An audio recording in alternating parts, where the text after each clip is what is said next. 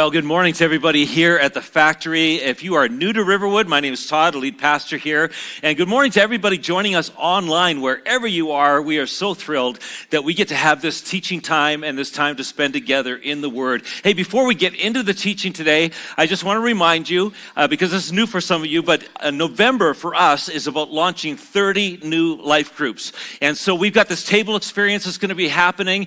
You can sign up for the table experience on the website or on the app. It starts this Thursday, and this is a great experience. It's going to be round tables in this room, a whole bunch of tables, and it's going to be a 5-week life group experience. It is going to have some food. It's going to have some opportunity to get to know some people, and the best part is it's not a therapy session, so you don't have to share your deepest, darkest secrets. You just got to come and do some learning together. The whole thing is going to be based on our readings, so we continue to reinforce that. If you'd like to be a table leader, there's a place where you can hit the table leader button as well. And additionally, if you would like to start your own life group for 5 weeks, we have Life Group in a Box that launches next weekend, and you can sign up for that. So lots going on, and we're excited about that.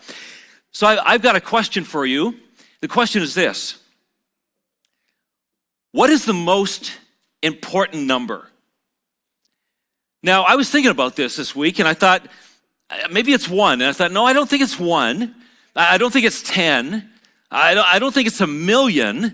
I think the most important number is 3. And let me explain this to you, why I think that the most important number is actually 3. Because it's everywhere, and it seems to hold everything together. 3 is the number of stability. The most basic structure is made of 3 points. 3 points make a plane. And 3 points, or 3 legs on a stool, make a stool steady. 3 is so important when it comes to architecture and engineer. 3 is the number of storytelling. No matter if you're reading a fairy tale or you're watching a blockbuster or you're reading a story in the Bible, you've got the stories are made up of a beginning and a struggle and a resolution. And that counts for the 3 pigs, the 3 blind mice, the 3 bears, the 3 musketeers, the 3 stooges, and any story with 3 wishes. 3 is the number of storytelling. 3 is the number of memory. Scientists tell us that you can hold like 7 thoughts in your mind, but 3 of them are going to rise to the surface. They're going to be the most easy to hang on to, and that's why your area code has 3 numbers. The fire safety instructions are stop, drop, and roll, and if you do have a fire, you call 911, which is all very memorable. 3 is the number of memory. 3 is the number of nature. I mean, think about it for a second. Solid, liquid, gas. Red, yellow, blue, sun, moon, stars, earth, water, air. 3 is the number of nature. 3 is the number of taste. Sweet, salty, and sour. 3 is the number of sports. 3 outs, 3 bases, the 3-point line, the hat trick is 3. 3 is the number of principle. Faith, hope, and love. Birth, life, and death. Thought, word, and deed. And I think 3 is amongst one of God's favorite numbers, because 3 is all over the Bible. A cord of 3 strands. The Magi bring 3 gifts.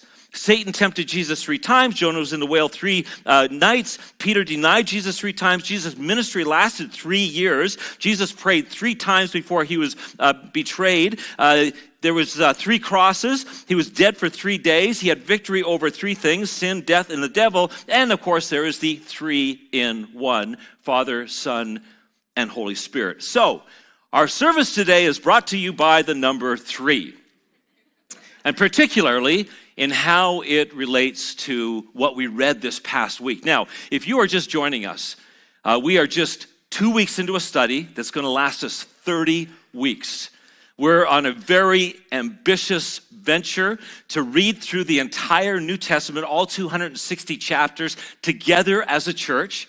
This past week and a half or so, we've given away just under 1,500 of these. In fact, in faith, we just ordered another 500. And we're going to invite more people to come on the journey. What is this? This is the Lit Bible. It is free, along with a highlighter. And what we're asking you to do is every day, preferably in the morning, begin your day. Lord, speak to me. Highlight something out of this chapter today for my soul.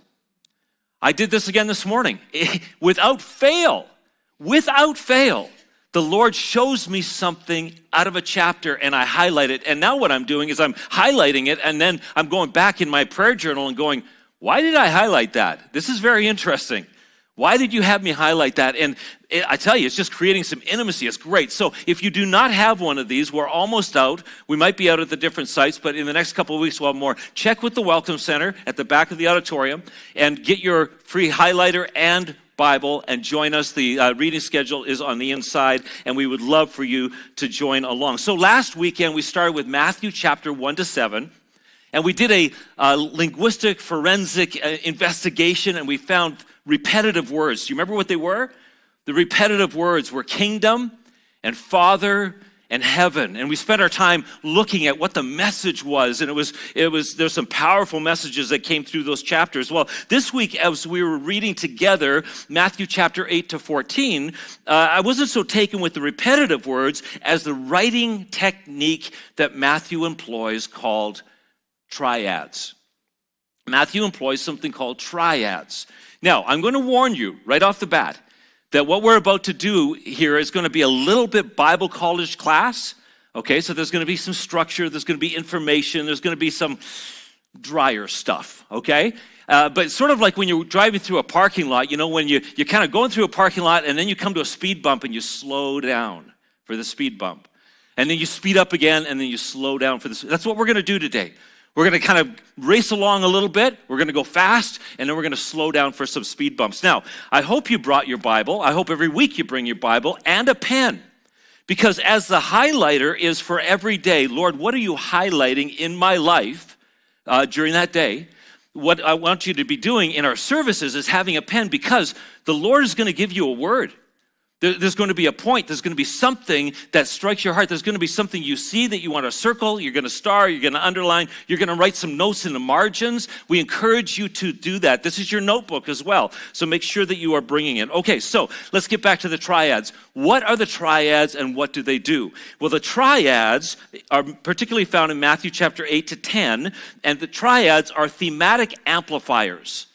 They are thematic amplifiers. So, like you would take a guitar and you would plug it into an amplifier and now it becomes louder, Matthew is plugging stories, three stories of miracles into this triad of teaching, and it is going to amplify the message. Not only that, but they authenticate the message. They're almost like a three-step authentication. Every one of these miracle stories is about authenticating that Jesus is who he said he is. Okay, so these triads, these three stories that are stacked on top of each other, these three miracle stories, they're designed to amplify the message and they're designed to authenticate the message. And every one of them has a pattern. It goes like this: 3 action stories or miracles, followed by a message, followed by a call. Watch for the pattern. You're going to see this pattern. Maybe as you were reading this week, you didn't see this pattern, but it's going to come off the page for you today. So here's why we speed up between the speed bumps a little bit. The first triad, miracle number 1. We're not going to read these miracles because you already read them this last week. Jesus heals the man with leprosy. Miracle number 2, stacked on top of that. Jesus heals a centurion servant.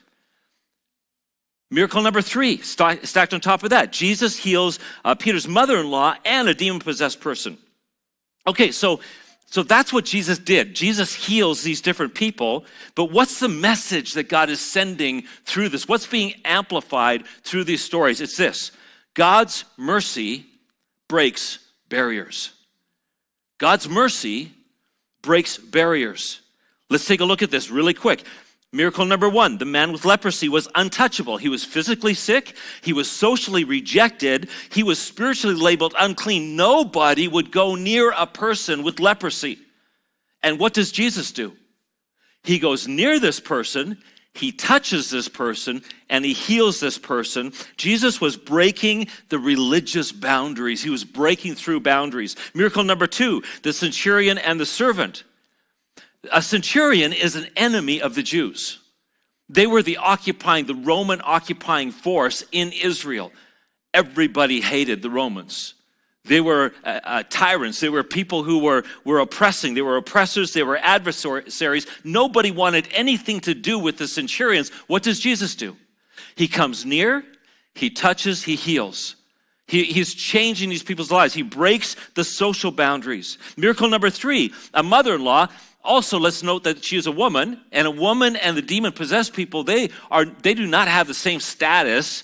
Women didn't have the same status as they have today in our world. In fact, they're ignored, they're excluded, they're belittled. And what does Jesus do? He breaks through the gender and the spiritual boundaries. And again, he comes near and he touches and he heals. Matthew wants us to see the wideness of God's mercy. He wants us to see how Jesus broke barriers and he broke through, reaches out to the unclean. He welcomes the unwelcomed. He notices the unnoticed. And then we read this fascinating passage at the end of this in Matthew 8:19. And this is what it says. Then a teacher of the law came to him and said, "Teacher, I will follow you wherever you go."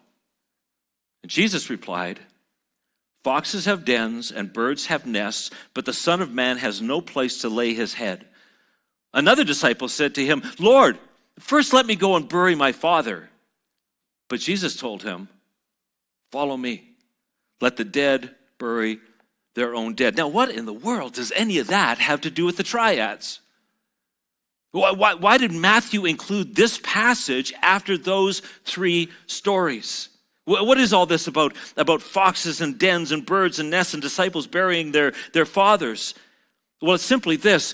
The miracles were to reveal who Jesus was, and now this teaching is to reveal what Jesus demands. This is God saying, look at it. Jesus broke through the barriers to reach people. His mercy is wide. What barriers will you break through to follow Jesus? You see that? Jesus will break through all these barriers and go to this length to save people and to care for people. What barriers will you break? This is the comfort test and the convenience test. Foxes have dens, birds have nests. I have no place to lay my head. Are you sure you want to follow me? That's what he's saying. He's saying, are you sure you're up for following me? Because following me has nothing to do with comfort and everything to do with sacrifice. Following me has nothing to do with convenience. You will be uncomfortable and it will be inconvenient. Are you sure? Are you willing to break through the barriers in your own life to actually follow me? 3 miracles designed to grab your attention and authenticate the message. A powerful message that God's grace and mercy is so wide, and a missional call to follow me. You see the Bible college stuff happening here? You're beginning to fill a grid and you're beginning to understand this. Okay, so that's the first triad. The second triad, there's a second one. The second triad, let's speed up a little bit again. Miracle number 1, Jesus calms the storm. This is where Jesus is sleeping in the boat. They have to wake him up to calm the storm. You read it this last week. Miracle number 2, Jesus frees 2 demon-possessed men. This is where he casts the demons into a herd of pigs, and the pigs run over the cliff and die. A fascinating story that you read this past week. Miracle number 3, Jesus forgives and heals a paralyzed man. This is the take up your mat and walk. So what is the message that God is sending through this set of triads? What message is he amplifying? Well, it's this. My authority is over everything. Jesus has authority over everything, creation and the storm and demons and sin. Let's rewind these really quick. Miracle number 1, Jesus calms a storm. Nature was out of control. The waves and the wind were threatening to swallow up the disciples. Fear was ruling in their lives. And what does Jesus do? Jesus stands up in the boat. He's not intimidated by the storm. He's not intimidated by the waves. He stands up in the boat and he speaks to them and he calms them. Speed bump. That's for somebody here today. You are living in the midst of a storm. You feel like the wind and the waves are going to swallow you up. Your heart is full of fear. And I just want to remind you, because we say it around here a lot, when Jesus is in the boat will not sink. When you have Jesus with you, the boat will not sink. In fact, what Jesus does to that storm and the wind and the fear that threatens to swallow you, he swallows it. He has the ability to swallow the chaos. He has the ability to speak into your life and to speak a calming of the storm. Okay, got to speed up again. Miracle number 2. Jesus frees 2 demon-possessed men. Their thoughts and their emotions are out of control. They're spiritually isolated. Everybody has given up on them. These 2 men are across the lake there in a deserted cemetery place. Nobody wants anything to do with them. The villagers have all rejected them and thrown them out. And what does Jesus do? Jesus crosses over into the Gentile territory. He confronts the evil head on, and he sets the 2 men free. What is the message? It's this: I am the Lord, not only over creation and the cosmos, I am Lord over darkness. I am the Lord over darkness. Such a powerful message that no place is too dark for his light. No chain is too strong for him to break. And no person is too lost for freedom and salvation. I wonder how many of us have somebody in our life that, like the villagers, we have pushed away. And we've posted a sign saying, "Too far gone." This person is too far gone. This person is too addicted. This person is too narcissistic. This person is too unbelieving, is too cynical. And I want you to know that, and we say impossible that person could ever come to God. Maybe it's your own kid. Maybe it's a parent, maybe it's a brother or a sister or somebody you work with. And we push them away and label them impossible. I want to remind you that the word impossible is not in Jesus' vocabulary. Jesus is the Lord over the impossible. And his encouragement would be, continue to pray for that person. Continue to believe. Jesus is Lord over creation and chaos. Jesus is Lord over darkness and the impossible. And then the third miracle that we see here, the third miracle is, that was the third miracle, wasn't it? Nope, third miracle. Here it is. Got it. I'm getting confused. Jesus forgives and heals a paralyzed man.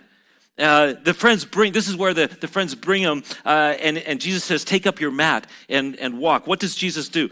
First of all, Jesus forgives his sin. And this drives the Pharisees nuts. You can't forgive sin.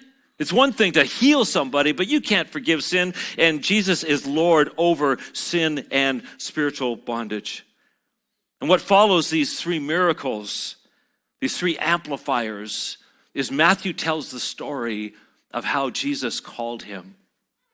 And so Matthew says, I was at this tax booth and Jesus came walking up. And remember, we talked about it last week, Matthew was a scoundrel. Matthew was an enemy of the people. He was Jewish, but he was working for the Roman occupiers, collecting money from the Jewish people, skimming a bunch of it off for himself, making himself rich and giving it to the Romans. Nobody liked Matthew. And Jesus walks up to him and says, "Follow me." And he leaves everything and he follows. And then we read this.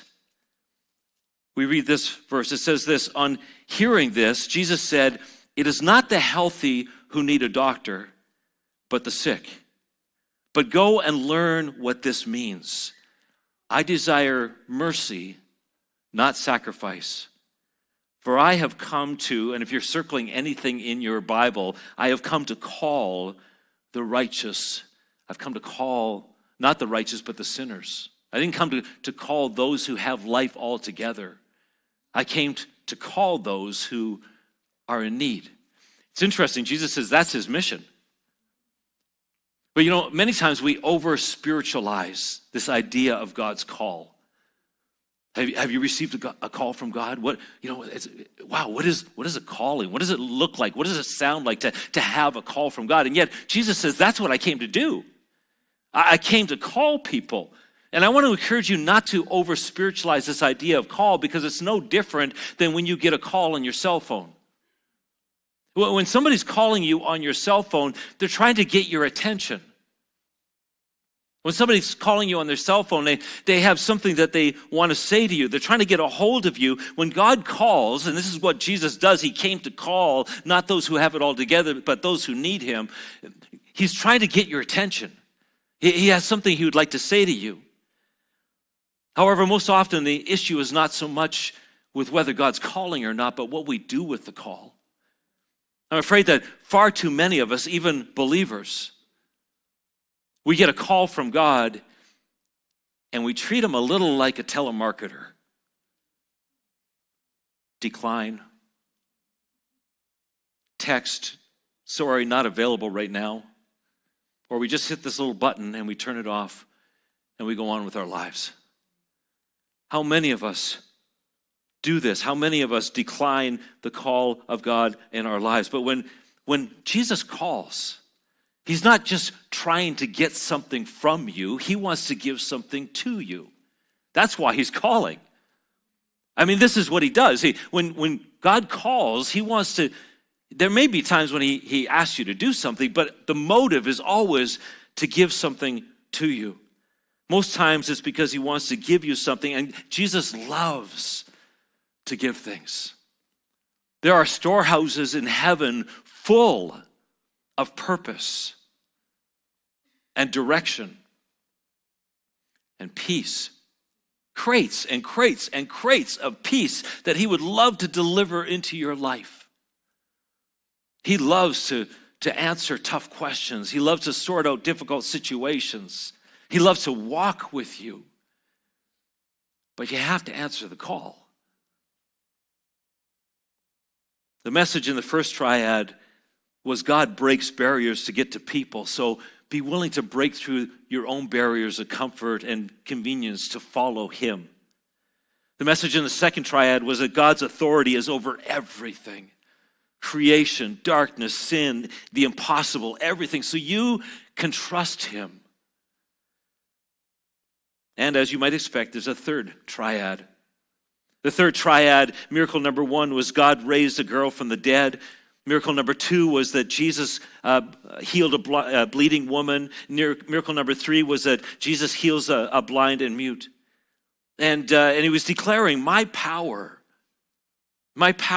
brings resurrection and restoration. It brings restoration and resurrection. Let's look at these really quick. We'll speed up again. Miracle number 1, Jesus raises the dead girl. A synagogue leader comes to Jesus and says, my daughter has died, but if you will come, I know things will be okay. And so Jesus comes and the people mock Jesus and say, this situation is too far gone. Again, this is impossible. There's no way that you can make anything happen from this. And what does Jesus do?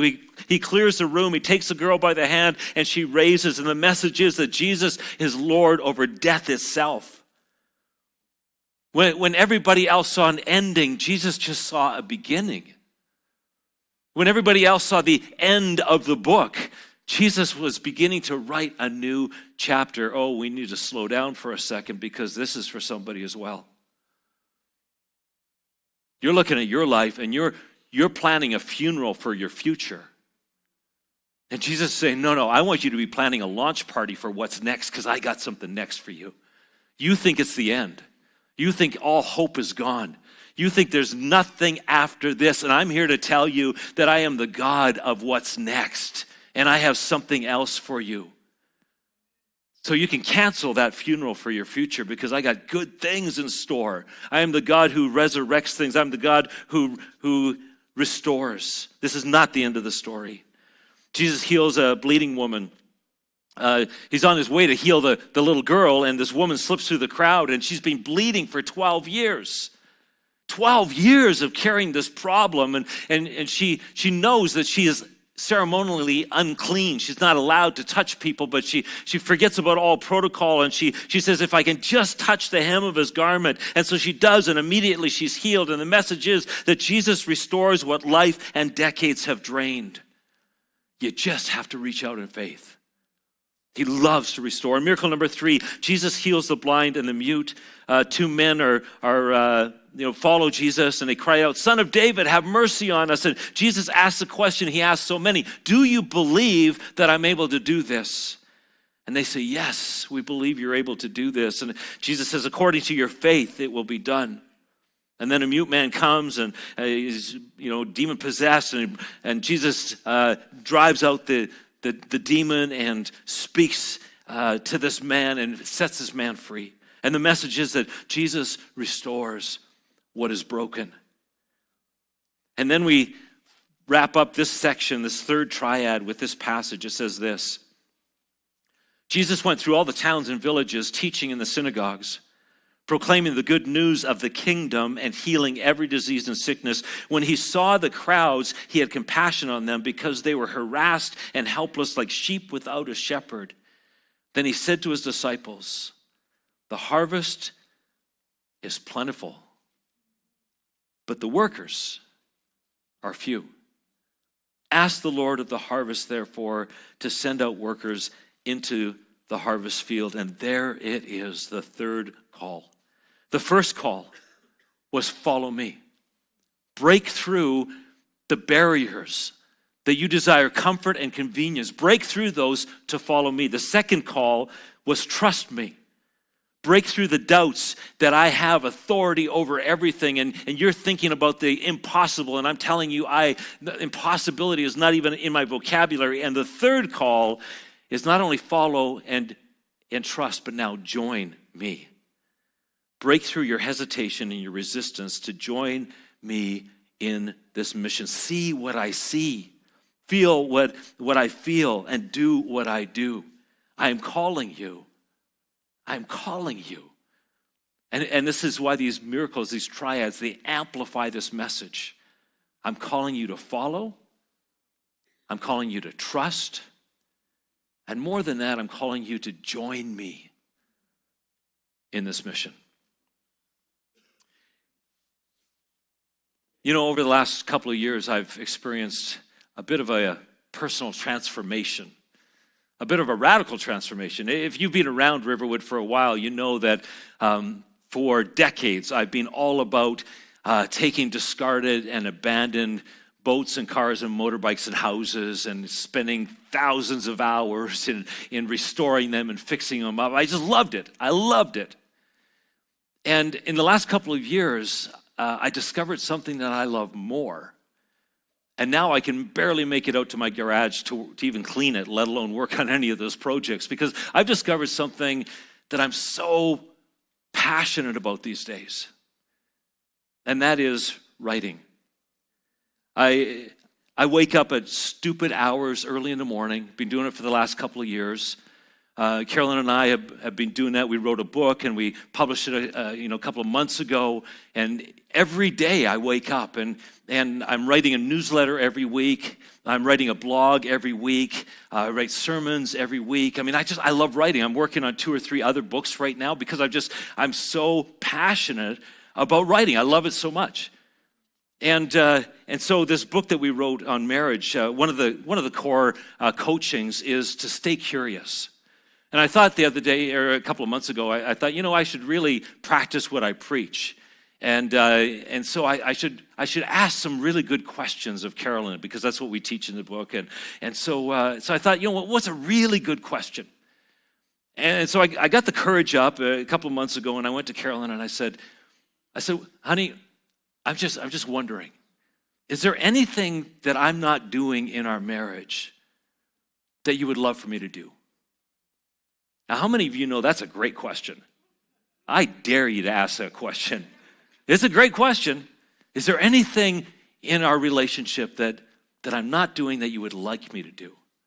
There's a twin question to that, and that is, is there anything I could do to help you to feel more loved? These are great questions. We try to practice them. And so I was pretty sure that she wasn't going to say, is there anything I could do to help out and that you would like me to be doing? I was pretty sure she was not going to say, I want you to do the dishes and make the bed more, because I'm pretty good at that.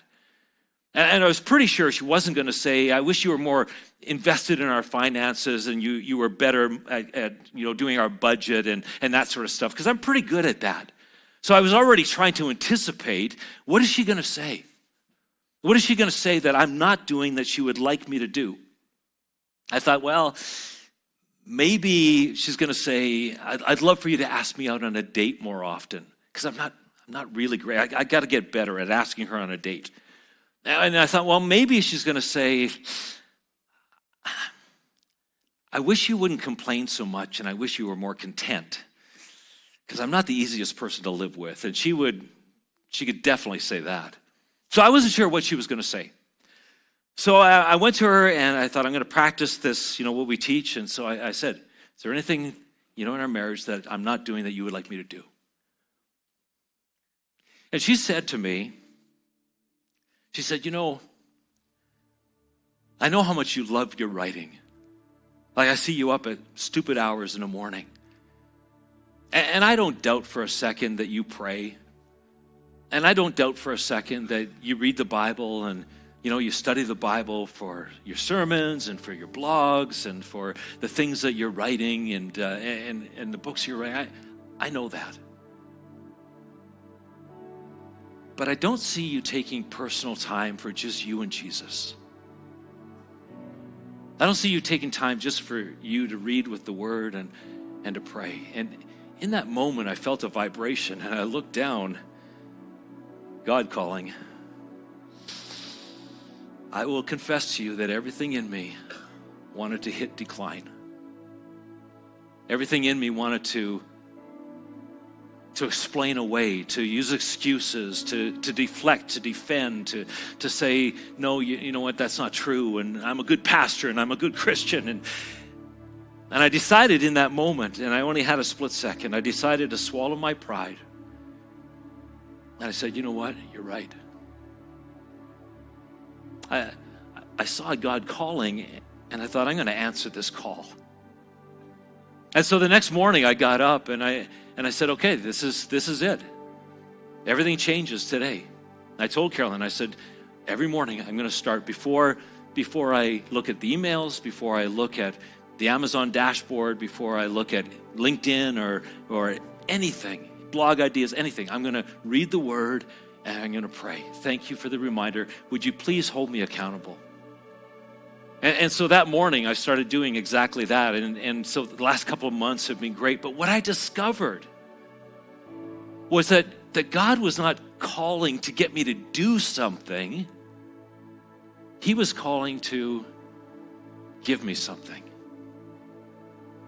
He's given me so much over these last couple of months as I answered the call. So I wonder about you. I don't doubt that you've felt the vibrations. I don't doubt that you've seen the screen display God calling. I know because that's what he came to do. He came to call. Are you answering the call? He might be calling you to give your life to him. That's where it all starts. And maybe you have never given your life to Jesus Christ and said, I trust you. I will follow you. I trust you. I will join you. I want in on this. Maybe that's the first part of the call. Maybe that's the call you have not been answering. It can be 100 other things. Maybe it's baptism. Maybe you've been putting baptism off. And he's been calling you and you keep hitting decline later. Maybe it's to get some help with a hurt or a hang-up or a habit of some sort that you're stuck with and you don't want to tell anybody about, but he's calling you to get some help with that. Maybe it's to start one of those classic spiritual disciplines that you ought to be practicing: tithing, serving, reading the Word. Maybe it's one of those things. He has been known to call people and ask them to quit their job and go become a missionary. Yes, sometimes that's it.